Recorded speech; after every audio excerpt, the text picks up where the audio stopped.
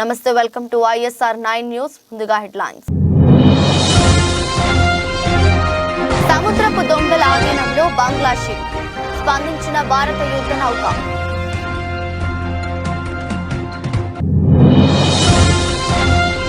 Delhi liquor policy కేసులో ఢిల్లీ సీఎంకు ఊరట, కేజ్రీవాల్ కు బెయిల్ మంజూరు చేసిన ధర్మాసనం.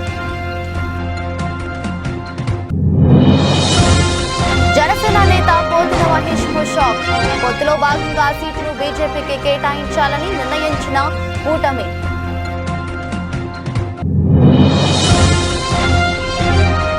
పవన్ కళ్యాణ్ ను ఓడించడమే లక్ష్యంగా వైసీపీ ప్లాన్, హాట్ గా పిఠాపురం పాలిటిక్స్.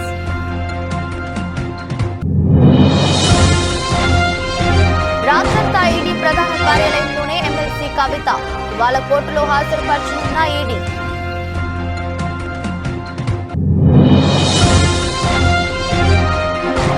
ట్రాన్సిట్ వారెంట్ లేకుండా ఎలా అరెస్టు చేశారు, ఈడీ అధికారులను నిలిపిసిన కేటీఆర్.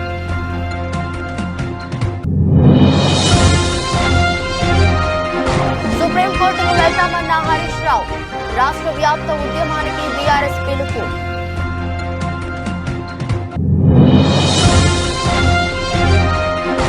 నేడు రాజకీయాల్లో హీరోను పవన్ పై ముద్రగడ ఫైర్.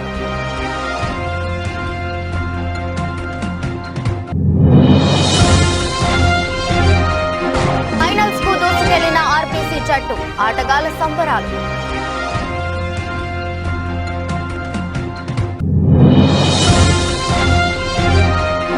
అల్లు అర్జున్ ని పట్టుకుని ఏడ్ చేసిన అభిమాని, నెట్టింట వైరల్ అవుతున్న వీడియో.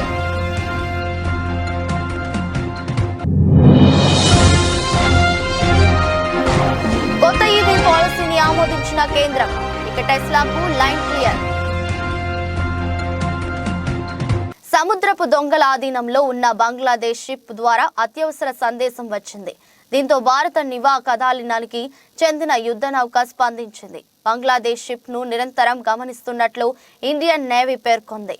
బంగ్లాదేశ్ కు చెందిన బల్క్ క్యారియర్ MV అబ్దుల్లా 55,000 టన్నుల బొగ్గుతో మొజాంబిక్ రాజధాని ముపుటో ఉన్న యునైటెడ్ అరబ్ ఎమిరేట్స్ కు బయలుదేరింది. మార్చి 12న సోమాలియా తీరంలో సాయుధులైన సముద్రపు దొంగలు ఆ కార్గో షిప్ పై దాడి చేశారు. అందులో చేరుకోవడంతో పాటు బంగ్లాదేశ్ కు చెందిన 23 మంది సిబ్బందిని నిర్బంధించారు. కాగా సముద్రపు దొంగల దాడి సందర్భంగా బంగ్లాదేశ్ షిప్ నుంచి అత్యవసర SOS సందేశం వచ్చింది. దీంతో ఇండియన్ నేవీకి చెందిన యుద్ధ నౌక వెంటనే స్పందించింది. లాంగ్ రేంజ్ మారిటైమ్ పెట్రోల్ విమానాన్ని రంగంలోకి దించింది. MV అబ్దుల్లా కార్గో షిప్ ను అది సమీపించింది. సాయుధులైన సముద్ర దొంగలు ఆ షిప్ లో ఉన్నట్లు గమనించింది. సిబ్బంది పరిస్థితి గురించి తెలుసుకునేందుకు కమ్యూనికేషన్ కోసం ప్రయత్నించింది. అయితే ఆ షిప్ నుంచి ఎలాంటి స్పందన రాలేదని భారత నౌకాదళం తెలిపింది. ఈ నేపథ్యంలో దానిని నిశితంగా పరిశీలిస్తున్నట్లు వెల్లడించింది.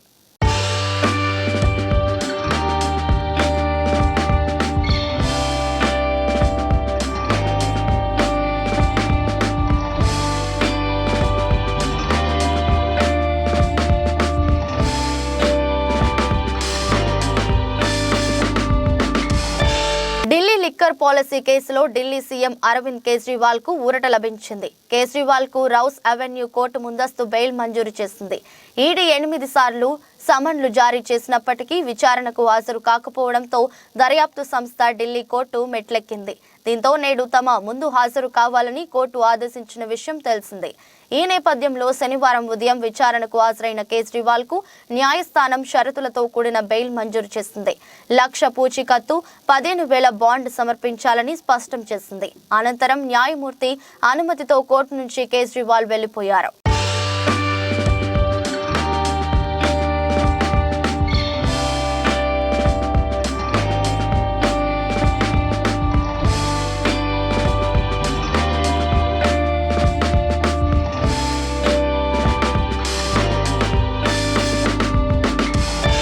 విజయవాడ వెస్ట్ టికెట్ కేటాయింపుపై ఉత్కంఠ వీడింది. ఆ సీటును బీజేపీకి కేటాయించాలని కూటమి నిర్ణయించింది.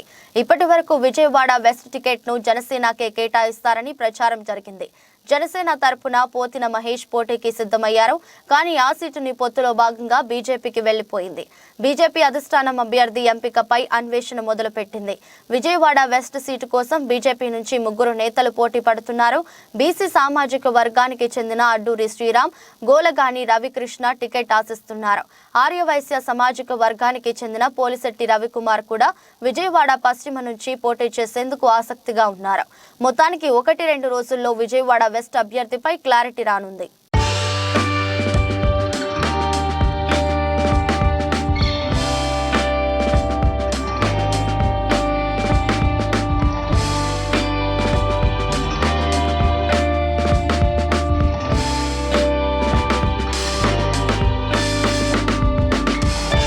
కాకినాడ జిల్లా పిఠాపురంలో రాజకీయ సమీకరణాలు వేగంగా మారుతున్నాయి. పిఠాపురం నుంచి తానే పోటీ చేస్తున్నట్లుగా పవన్ కళ్యాణ్ ప్రకటించడంతో వైసీపీ తన వ్యూహాలకు పదును పెడుతోంది. పిఠాపురం నుంచి పవన్ ను ఓడించడమే లక్ష్యంగా పావులు కదుపుతోంది. కాపు నేత ముద్రగడ పద్మనాభం వైసీపీలో చేరిన కాసేపటికే పిఠాపురం ఇన్ఛార్జి వంగ గీత క్యాంప్ ఆఫీస్ కు వెళ్లడం ఆసక్తికరంగా మారింది. ఇప్పటికే పిఠాపురం నుంచి పోటీ చేస్తున్న పవన్ కళ్యాణ్ ప్రకటనతో అప్రమత్తమైన వైసీపీ అందరినీ ఏకం చేసే పనిలో పడింది. పిఠాపురంలో పవన్ ను ఓడించడమే లక్ష్యంగా వైసీపీ అడుగులు వేస్తుంది. ఇక్కడి నుంచి ముద్రగడను బరిలోకి దించాలా లేక ఆయన కుమారుణ్ణి పవన్ పై పోటీకి నింపాలా అనే దానిపై చర్చించింది. వీరిద్దరూ కాకపోయినా వంగ గీతను పవన్ కళ్యాణ్ పై పోటీకి నిలపాలని చూస్తుంది. అయితే గతంలోనూ పిఠాపురం నుంచి పోటీ చేస్తానని ముద్రగడ ప్రకటించారు. తమ్ముంటే తనపై పోటీ చేయాలని సవాల్ విసిరారు. ఈ ముగ్గురిలో ఎవరు పోటీలో ఉండాలో నిర్ణయించనుంది వైసీపీ. ఇక మరోవైపు పిఠాపురంలో అసమ్మతి సెగలు బగ్గుమంటున్నాయి. టికెట్ రాలేదని అసంతృప్తితో ఉన్న మాజీ ఎమ్మెల్యే విఎస్ఎన్ వర్మ ఇవాళ కార్యకర్తలు అనుచరులతో సమావేశం కానున్నారు. పిఠాపురం నుంచి ఇండిపెండెంట్ గా బరిలోకి దిగేందుకు ప్లాన్ చేస్తున్నారు. అయితే వర్మ సైతం వైసీపీకి టచ్ లోకి వెళ్లే అవకాశాలు కనిపిస్తున్నాయి. ఒకవేళ వైసీపీలోకి వెళ్లలేకపోయినా ఇండిపెండెంట్ గా పోటీ చేయాలని చూస్తున్నారు. గతంలో పిఠాపురం నుంచి వంగ గీత విజయం సాధించారు.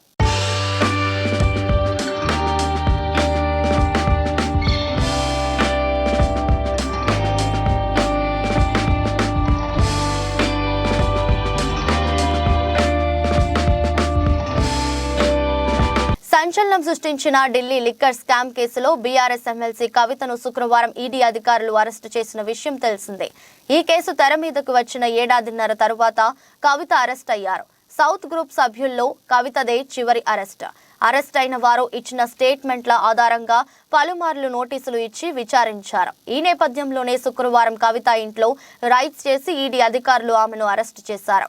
హైదరాబాద్ విమానాశ్రయంలో రాత్రి 8:45 ఆమెను విమానంలో ఢిల్లీకి ఈడీ అధికారులు తరలించారు. రాత్రి 11:30 కవిత ఢిల్లీ ఎయిర్పోర్టుకు చేరుకున్నారు. దీంతో ఆమెను అక్కడి నుంచి ఈడీ అధికారులు ప్రత్యేక కారులో ఎన్ఫోర్స్మెంట్ ప్రధాన కార్యాలయంకు తరలించారు. రెగ్యులర్ రూట్లో కాకుండా వేరే మార్గంలో కవితను తరలించారు. అప్పటికే కార్యాలయం వద్దకు వైద్య బృందం చేరుకోవడంతో కవితకు వైద్య పరీక్షలు నిర్వహించారు.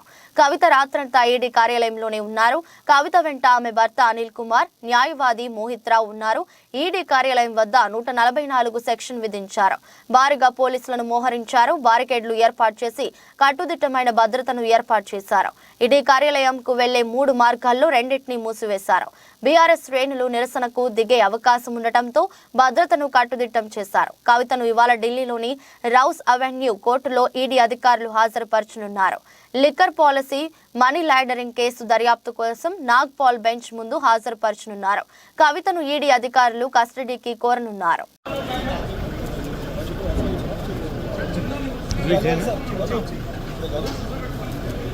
మంచి విజువల్ చేద్దాం. అడ్డమని కాకుండా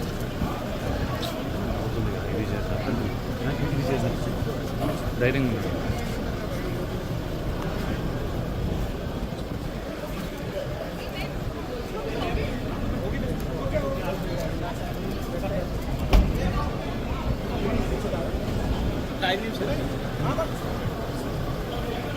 బీఆర్ఎస్ ఎమ్మెల్యే మాజీ మంత్రి కేటీఆర్ పై ఈడీ అధికారులు బంజారాహిల్స్ పోలీస్ స్టేషన్లో ఫిర్యాదు చేశారు. కవిత అరెస్టు సమయంలో ఆయన తమ విధులకు ఆటంకం కలిగించారని ఆరోపించారు. ఈ మేరకు ఈడీ మహిళా అధికారి ప్రియా మీనా బంజారాహిల్స్ పోలీసులకు ఫిర్యాదు చేశారు. కవిత అరెస్టు సమయంలో ఈడీ అధికారులపై కేటీఆర్ పలు ప్రశ్నలు సంధించిన విషయం తెలిసిందే. సుప్రీంకోర్టులో కవిత పిటిషన్ పెండింగ్ లో ఉండగా ఎలా అరెస్టు చేస్తారని ఆయన ప్రశ్నించారు. కవితను అరెస్టు చేయబోమని సుప్రీంకోర్టుకు చెప్పి ఇప్పుడు ఎలా ఆమెను అదుపులోకి తీసుకుంటున్నారని ప్రశ్నించారు. శని ఆదివారాలు కోర్టుకు సెలవని తెలిసే శుక్రవారం అరెస్టు చేసేందుకు వచ్చారని కేటీఆర్ ఆరోపించారు. ఇందుకు సంబంధించిన వీడియోలు ప్రసార మాధ్యమాల్లో బాగా వైరల్ అయ్యాయి. Abhijit, please record. How have they entered? Ask these questions. Kari. अरे मतलब the door is open. We have Madam Bhanupriya Meena says, search is over and arrest warrant is produced, and now she says, hold on, and now she says we can't come in. Family cannot come in, and she also says that she has no transit warrant, she cannot produce before a magistrate, but she wants to make a case.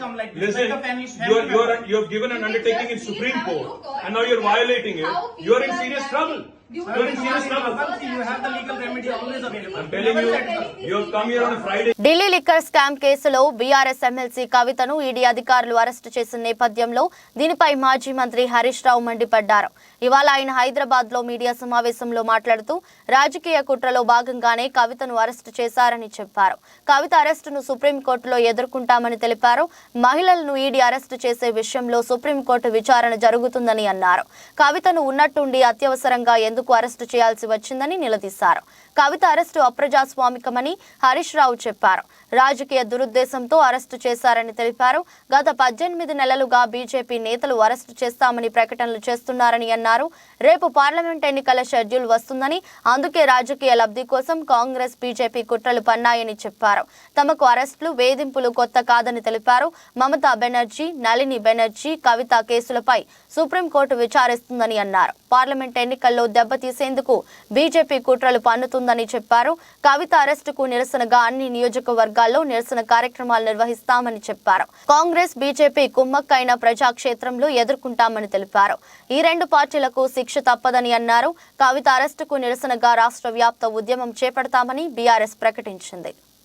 ఒక దౌర్జన్యపూర్వకంగా ఇవాళ కవిత గారి arrest జరిగింది. ఇది గతంలో కూడా జరిగింది, మీరు అందరు చూస్తున్నారు. మా మంత్రులు గంగుల కమలాకర్ గాని, ఇతర మంత్రులు, మా పార్లమెంట్ సభ్యులు, మా శాసనసభ్యుల మీద కూడా ఇలాంటి ప్రయత్నాలు జరిగినాయి. అటు ఈడీ కేసులు, ఇటు రాష్ట్ర ప్రభుత్వ అక్రమ కేసులు, ఇలా అనేక రకాల మా పార్టీ నాయకుల మీద కూడా కుట్ర జరిగింది. ఒకవైపు మా ఎమ్మెల్యేలను కొనుగోలు చేసే ప్రయత్నం కూడా ఇదే బీజేపీ నాయకులు చేసిన విషయం కూడా మనందరికీ తెలుసు. అంటే ఇది ఒక రకంగా రాజకీయంగా మా మీద కక్ష సాధింపు చర్యలకు పాల్పడతా ఉన్నారు. ఎందుకంటే ఇదంతా కూడా ఒక కక్షతో చేస్తున్నటువంటిదే తప్ప ఇంకోటేం కాదు. ఈ అప్రజాస్వామిక చర్యలకు నిరసనగా ఈరోజు కవిత గారి అరెస్టుకు నిరసనగా రాష్ట్ర వ్యాప్తంగా కూడా రేపు అన్ని నియోజకవర్గ కేంద్రాల్లో పెద్ద ఎత్తున నిరసన కార్యక్రమాలు చేయాలని చెప్పి పార్టీ పిలుపునిస్తా ఉంది. ఎందుకంటే ఈరోజు ఈ అరెస్ట్ అనేది కేవలం రాజకీయంగా ప్రేరేపితమైంది. 1 సంవత్సరంన్నర కింద కవిత గారిని విట్నెస్ కింద నోటీస్ ఇచ్చారు. ఏడాదిని అర్థం తర్వాత ఇవాళ అక్యూజ్డ్ కింద మేము అరెస్ట్ చేస్తున్నామంటారు. అంటే ఏడాదిని అర్థం ఏం చేసిండు మరి మీరు? ఈ 1.5 years నుంచి ఏం చేసిండు? రేపు పార్లమెంట్ ఎన్నికల నోటిఫికేషన్ వస్తే ఇవాళ అరెస్ట్ చేయడం అనేటువంటిది ఇది పూర్తిగా రాజకీయ దురుద్దేశంతో ఒక కుట్రతో చేసినటువంటిదే తప్ప ఇంకోటేమీ కాదు. రాజకీయ పరంగా తాను తీసుకున్న నిర్ణయంపై సోషల్ మీడియాలో జరుగుతున్న ప్రచారాన్ని కాపు ఉద్యమ నేత ముద్రగడ పద్మనాభం ఖండించారు. ఈ క్రమంలో జనసేన పార్టీ, ఆ పార్టీ అధినేత పవన్ కళ్యాణ్ పైన ఆయన మండిపడ్డారు. శనివారం ఉదయం కిర్లంపూడిలో ముద్రగడ మీడియాతో మాట్లాడుతూ ఘనమైన కుటుంబ చరిత్ర మాది. నిన్న సీఎం జగన్ సమక్షంలో వైఎస్ఆర్సీపీలో చేరా, కానీ ఇప్పుడు నాపై సోషల్ మీడియాలో తప్పుడు రాతలు రాస్తున్నారు. నేను రాజకీయాల్లోకి రావడానికి కాపులు కారణం కాదు. బేషరతుగానే వైఎస్ఆర్సీపీలో చేరా, ప్రజలకు సేవ చేయడానికి ఈ పార్టీని ఎంచుకున్నా. కాపులు, దళితుల కోసం నేను ఉద్యమించా. దళితుల భిక్షతోనే ఈ స్థితికి వచ్చా. కిర్లంపూడి సర్పంచ్ పదవులు వస్తే బీసీని గెలిపించాను. ఏ ఉద్యమం చేసినా బీసీలు, దళితులే ముందుండి నడిపించారు. నా వర్గాన్ని, నా మనుషులను కాపాడుకోవడానికి ఏమైనా చేస్తాను. రాజకీయాల్లో మొలతాడు లేనివాడు ఇప్పుడు నాకు పాఠాలు చెప్తున్నాడు. అసలు మీరు చెప్పినట్లు నేను ఎందుకు రాజకీయం చేయాలి? నాకు చెప్పడానికి ఆయన ఎవరు? అసలు చంద్రబాబు 5 ఏళ్ల పాలనలో అసలు పవన్ ఎక్కడ ఉన్నాడు? కాపు జాతిని అవమానించినప్పుడు పవన్ ఎందుకు స్పందించలేదు? మీరు సినిమాల్లో హీరో కావచ్చు, రాజకీయాల్లో మాత్రం నేనే హీరోను అంటూ ముద్రగడ వ్యాఖ్యానించారు. మొన్న స్నేహితుడు కాదు సార్ నాకు, మా సైకిల్ ర్యాలీకి 6,000 మందికి భోజనం వండించాడు సార్. అప్పటి నుంచి మా ఇద్దరికి బంధం. అంచేత వచ్చే నమస్కారం సార్ సీన్ గారు, రాబోతే 2 నమస్కారాలు. వాళ్ళ పర్మిషన్ కావాలా వాళ్ళకి, బస్సు వచ్చి ఉండవు అని చెప్పడం జరిగింది సార్. అదిగో ఇదిగో అదిగో ఇదిగో అని చెప్పేసి నేను అన్నాను సార్. తర్వాత వాసు గారు ఆయన వచ్చారండి, కలుస్తాను. ఏంటికండి 70-80 సీట్లు పోటీ చేయండి, ముఖ్యమంత్రి షేరింగ్ అడగండి, నేను శరీరం దాచుకోకుండా పని చేస్తానని చెప్పాను. 20 సీట్ల కోసం నన్ను ఎందుకు ఆహ్వానిస్తారు? ఎందుకండి దేనికోసం సేవ చేయాలా? మీకు ముఖ్యమంత్రి ఎట్లా చెప్పండి. ఫస్ట్ మీకు ముఖ్యమంత్రి మీకు 2, 3 చంద్రబాబు నాయుడు గారు పంచుకుందాం, 70-80 సీట్లు తీసుకోండి అని ఆఫర్ చేసి ఉంటే అప్పుడు చెప్పండి సార్, నేను చేస్తాను. ఇంకోటి కూడా చెప్పాను సార్ వాసు గారికి, అయ్యా వాసు గారు, చంద్రబాబు నాయుడు గారు జైలుకి వెళ్ళిన తర్వాత వారి గ్రాఫ్ పూర్తిగా భూస్థాపితం అయిపోయింది. పవన్ కళ్యాణ్ గారు జైలుకి వెళ్ళి చూసి వచ్చిన తర్వాత బయటకు వచ్చి భరోసా ఇచ్చిన తర్వాత గ్రాఫ్ విపరీతంగా పెరిగిందండి. మీ వల్ల పెరిగింది గ్రాఫ్. చంద్రబాబు నాయుడు గారు ఏం చేయాలా? కళ్యాణ్ గారు జరిగిపోయింది, ఇద్దరు ఆఫ్ పోటీ చేసుకుందాం, ముందు మీరు 2 తీసుకోండి, తర్వాత నాకు మోడీ ఇవ్వండి అడిగి ఉండాలా వాసు గారు? అటువంటి మాట కూడా పొందడానికి మీకు. మహిళల ప్రీమియర్ లీగ్ 2024 టోర్నీలో స్మృతి మంథానా నేతృత్వంలోని ఆర్సీబీ జట్టు ఫైనల్లోకి దూసుకెళ్లింది. ఎలిమినేటర్ మ్యాచ్ లో ఆర్సీబీ జట్టు 5 పరుగుల తేడాతో హర్మన్ ప్రీత్ కౌర్ నేతృత్వంలోని ముంబై జట్టుపై విజయం సాధించింది. దీంతో ఇప్పటికే ఫైనల్ కు వెళ్లిన ఢిల్లీ జట్టుతో ఆర్సీబీ జట్టు ఆదివారం ఢిల్లీ మైదానంలో తలపడనుంది. చివరి బాల్ వరకు ఉత్కంఠ భరితంగా సాగిన మ్యాచ్ లో ఆర్సీబీ జట్టు పైచేయి సాధించింది. టాస్ గెలిచి తొలుత బ్యాటింగ్ చేసిన ఆర్సీబీ జట్టు నిర్ణీత ఓవర్లలో కేవలం 135 పరుగులు మాత్రమే చేయగలిగింది. ఆర్సీబీ బ్యాటింగ్ ప్రారంభంలో పేవలంగా సాగింది. 34 పరుగులకే 3 వికెట్లు కోల్పోయింది. కెప్టెన్ స్మృతి మందన కేవలం 10 పరుగులకే అవుట్ అయింది. కష్టాల్లో ఉన్న ఆర్సీబీ జట్టును ఎల్లిస్ ఫారీ ఆదుకుంది. ఎల్లిస్ 50 బంతుల్లో 66 పరుగులు చేసింది. చివరిలో జార్జియా వేర్ హోమ్ 10 బంతుల్లో 18 పరుగులు చేయడం జట్టు స్కోర్ 135 పరుగులకు చేరింది. 136 పరుగుల లక్ష్యంతో బ్యాటింగ్ ప్రారంభించిన ముంబై ఆటగాళ్లు ధాటిగా ఆడలేకపోయారు. దీంతో 10 ఓవర్లకు 68 పరుగులు చేసిన 3 వికెట్లు కోల్పోయింది. హర్మన్ ప్రీత్ కౌర్ 33 పరుగుల వ్యక్తిగత స్కోర్ వద్ద అవుట్ అయింది. దీంతో మ్యాచ్ క్రమంగా ఆర్సీబీ జట్టు వైపు మళ్లింది. ఆఖరి ఓవర్లో 12 పరుగులు అవసరం కాగా తొలి 3 బంతులకు 4 పరుగులే వచ్చాయి.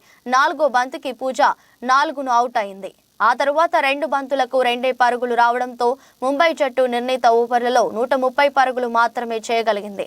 దీంతో ఆర్సీబీ జట్టు విజయం సాధించి ఫైనల్స్ కు దూసుకెళ్లింది.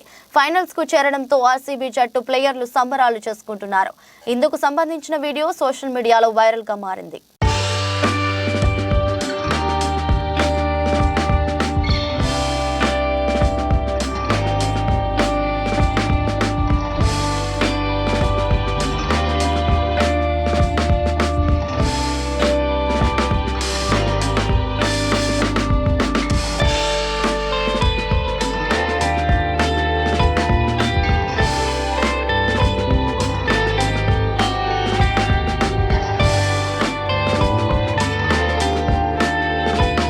అల్లు అర్జున్ కి మన రాష్ట్రంలోనే కాక పుష్ప సినిమాతో దేశవ్యాప్తంగా ఫ్యాన్ ఫాలోయింగ్ బాగా పెరిగింది.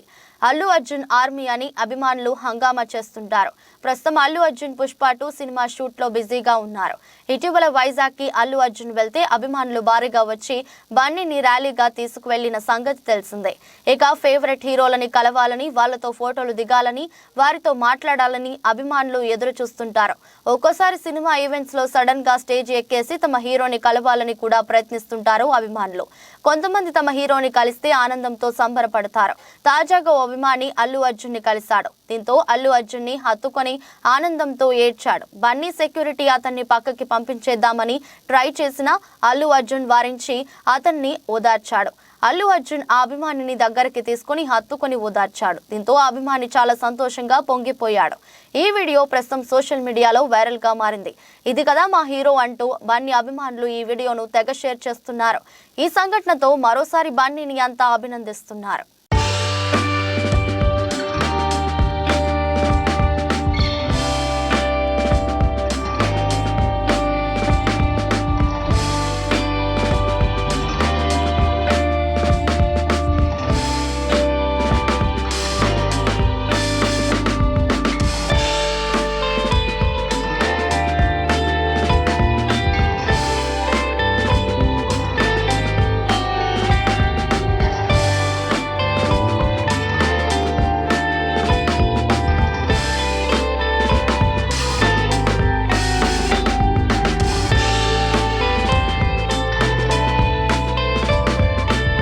నూతన ఎలక్ట్రిక్ వెహికల్ పాలసీని కేంద్ర ప్రభుత్వం శుక్రవారం ఆమోదించింది. ఈ కొత్త విధానం కింద $500 మిలియన్ తగ్గకుండా పెట్టుబడులతో కంపెనీలు ముందుకు రావాల్సి ఉంటుంది. అప్పుడే దేశంలో ఏర్పాటు చేసే విద్యుత్ ఆధారిత వాహనాల తయారీ కేంద్రాలకు గాను ఆయా సంస్థలకు పన్ను రాయితీలు అందుతాయి. గరిష్టంగా ఎంతైనా పెట్టుబడులు పెట్టవచ్చు. అయితే బడా ప్యాసింజర్ కార్ల కంపెనీలే లక్ష్యంగా ఈ విధానం ఉండటం గమనార్హం. ఇక ఈ వెహికల్స్ కోసం భారత్లో తయారీ కేంద్రాలను ఏర్పాటు చేసే కంపెనీలకు తక్కువ కస్టమ్స్ సుంకాలతో పరిమిత స్థాయిలో కార్లను కూడా విదేశాల నుంచి దిగుమతి చేసుకునే వెసులుబాటు ఉంటుందని ఓ అధికారిక ప్రకటన చెబుతుంది. పేరొందిన విదేశీ ఈవీ ఉత్పాదక సంస్థల చేత ఇక్కడ ప్లాంట్లను తెరిపించి భారత్ను ఈవీల తయారీ హబ్గా మార్చడమే ఈ పాలసీ ముఖ్య ఉద్దేశమని కూడా సదరు ప్రకటన పేర్కొంది. పెట్టుబడి ప్రతిపాదనలతో వచ్చిన కంపెనీలు 3 ఏళ్లలోపు దేశంలో తయారీ కేంద్రాలను పెట్టి వాహనాల ఉత్పత్తిని కూడా మొదలు పెట్టాల్సి ఉంటుంది. అలాగే అందులో వాడే విభాగాల్లో కనీసం 25% భారత్లో తయారైనవే అయి ఉండాలి. 5 ఏళ్లలోగా 50% విడి భాగాలు స్థానికంగా తయారైనవే ఉండాలి. అప్పుడే 15% దిగుమతి సుంకాల వద్ద ఏటా 8,000 కార్ల దిగుమతికి ఆయా కంపెనీలకు వీలుంటుంది. ఈ కార్ల విలువ $35,000 ఆపై ఉండాలి. అయితే $800 మిలియన్ ఆపై పెట్టుబడులు పెట్టిన సంస్థలకే ఈ అవకాశం. ఈ ప్రోత్సాహకాలు కూడా తొలి 5 ఏళ్ల వర్తిస్తాయి. ప్రస్తుతం పూర్తిగా విదేశాల్లోనే తయారై దేశంలోకి దిగుమతి అవుతున్న ఈవీ కార్లపై వాటి ధరలు, ఇంజిన్ పరిమాణం ఆధారంగా 60 నుంచి 100% వరకు సుంకాలు పడుతున్నాయి.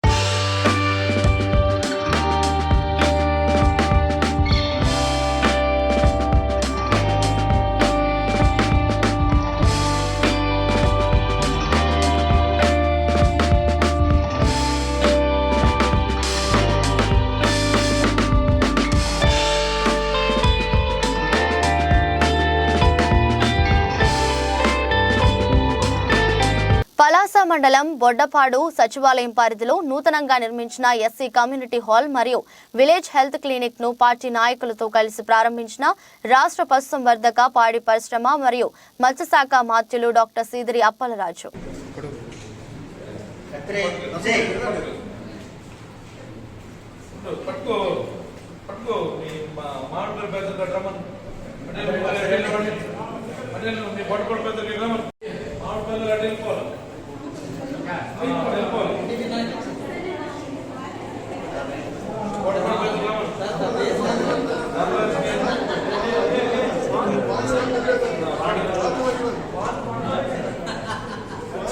తెలంగాణ రాష్ట్రంలో ఇప్పుడు ఉన్న ప్రభుత్వం ఇందిరమ్మ పాలన, ప్రజాపాలన, ప్రజల వద్దకు పాలన అని చెప్పుకునే ఈ ప్రభుత్వ పాలకులు ఈరోజు తెలంగాణలో పాలన ఎలా ఉందో పాలకులు గమనించాలి. ఇప్పుడు ఉన్న ప్రభుత్వం ముఖ్యమంత్రి రేవంత్ రెడ్డి అన్న అధికారంలోకి వచ్చిన 2 రోజుల్లోనే 2 లక్షల రుణమాఫీ చేస్తానని మాట అన్నారు. వచ్చిన తర్వాత దానిని కాకులకు తన్నారు. ఇప్పటికీ మీరు అధికారంలోకి వచ్చిన వెంటనే రుణమాఫీ చేసి ఉంటే కొంతమంది రైతులను కాపాడేవారు. ఇప్పటికీ కూడా రైతులు ఆత్మహత్యలు చేసుకుంటూనే ఉన్నారు. మీరు 2 లక్షల రుణమాఫీ చేయలేదు. ఆర్థిక ఇబ్బందులతోటి వడ్డీలు కట్టలేక బ్యాంకుల చుట్టూ లోన్ల కోసం తిరుగుతుంటే బ్యాంకులు లోన్లు ఇవ్వలేక ఇవాళ ఆత్మహత్యలు చేసుకునే పరిస్థితి తెలంగాణలో ఉంది. ఒకసారి ప్రభుత్వ పెద్దలు ఆలోచించాలి. మీరు కూడా రైతు కుటుంబం నుంచి వచ్చిన వారే. మేము రైతులమే, రైతు నాయకులు అని చెప్పుకుంటున్న మీరు ఒకసారి రైతుల గురించి ఆలోచించాలి. ఆలోచించాలి. ఎంత దయనీయంగా ఉన్నదో రైతుల పరిస్థితి. రైతులు ఒక్క పూట అన్నం తినే పరిస్థితి కూడా లేకుండా పోయింది. రాష్ట్రంలో చిన్న సన్నకారు రైతులు 80% మంది ఉన్నారు. తెలంగాణ బతుకమ్మ పార్టీ రాష్ట్ర వ్యవస్థాపక అధ్యక్షుడిని. ఈరోజు మన తెలంగాణలో ఇందిరమ్మ ప్రభుత్వం అని చెప్పుకునే ఈ యొక్క ప్రభుత్వ పాలకులు ప్రజాపాలన, ఇది ప్రజల పాలన అని చెప్పుకునే ఈ నాయకులు ఈరోజు తెలంగాణలో రైతుల పరిస్థితి ఎట్లా ఉంది అని ఒక్కసారి ఆలోచించాల్సిన అవసరం ఉంది. ఈరోజు రేవంత్ అన్న, ముఖ్యంగా ముఖ్యమంత్రి గారు రేవంత్ అన్న గారికి ఒక విన్నపం. తెలంగాణలో అధికారానికి వచ్చిన రెండో రోజే 2 లక్షల రూపాయల రుణమాఫీ చేస్తానని ఒక మాట అన్నారు. మీరు వచ్చిన తర్వాత దాన్ని కాదులు అన్నారు. ఇప్పటికి రైతులు 2 లక్షల రుణమాఫీ మీరు అధికారంలోకి వచ్చిన 2 రోజులు రుణమాఫీ చేసి ఉంటే ఇంకా కొంతమంది రైతులు కాపాడేటోళ్ళు అవుతుండే. ఇప్పటికి రైతులు ఆత్మహత్యలు చేసుకుంటున్నారు. 2 లక్షల రుణమాఫీ మీరు చేయలేక, ఈ ఆర్థిక ఇబ్బందులతోటి మిత్తిలు కట్టలేక, వడ్డీలు కట్టలేక, బ్యాంకులలో ఇంటికి వచ్చి ఇబ్బందులు పెడుతుంటే ఇవాళ ఆత్మహత్య చేసుకునే పరిస్థితి ఇవాళ తెలంగాణలో ఉంది. ఒక్కసారి ఆలోచించాలి. రైతులకు ఎలాంటి పరిస్థితుల్లో మీరు రైతు కుటుంబం, మేము రైతు నాయకులు అని చెప్పుకుంటున్నాను. మీరు ఈరోజు రైతుల పరిస్థితి ఒకసారి ఆలోచించాలి. రైతులు ఎంత దయనీయంగా ఉండే వాళ్ళ పరిస్థితి. ఒక పూట అన్నం పండించే రైతన్నకు ఒక పూట అన్నం, ఒక బుక్కడు అన్నం కడుపులో పోయి కూడా ఇలా లేని పరిస్థితి ఇవాళ రైతు ఉన్నాడు. చిన్న సన్నకారు రైతులు. వార్తలు ముగించే ముందు మరోసారి హెడ్లైన్స్. సముద్రపు దొంగల ఆధీనంలో బంగ్లా షిప్, స్పందించిన భారత యుద్ధ నౌక.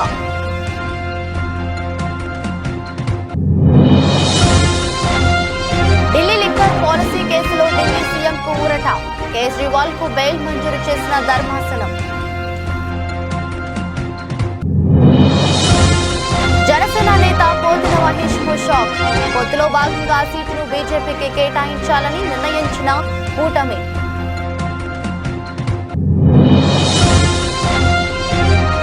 పవన్ కళ్యాణ్ ను ఓడించడమే లక్ష్యంగా వైసీపీ ప్లాన్. హాట్ గా పిఠాపురం పాలిటిక్స్.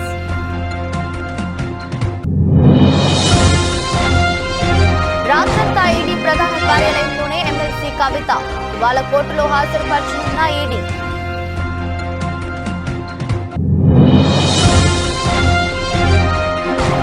ట్రాన్సిట్ వారెంట్ లేకుండా ఎలా అరెస్టు చేశారు? ఈడీ అధికారులను నిలిపిసిన కేటీఆర్.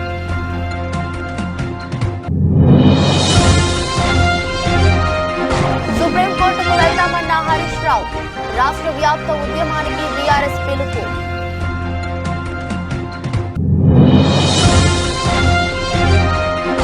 నేడు రాజకీయాల్లో హీరోను పవన్ పై ముద్రగడ ఫైర్.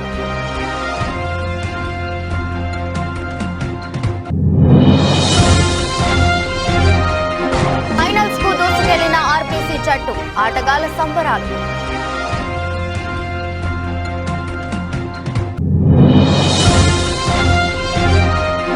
అల్లు అర్జున్ ని పట్టుకుని ఏం చేసిన అభిమాని. నెట్టింట వైరల్ అవుతున్న వీడియో.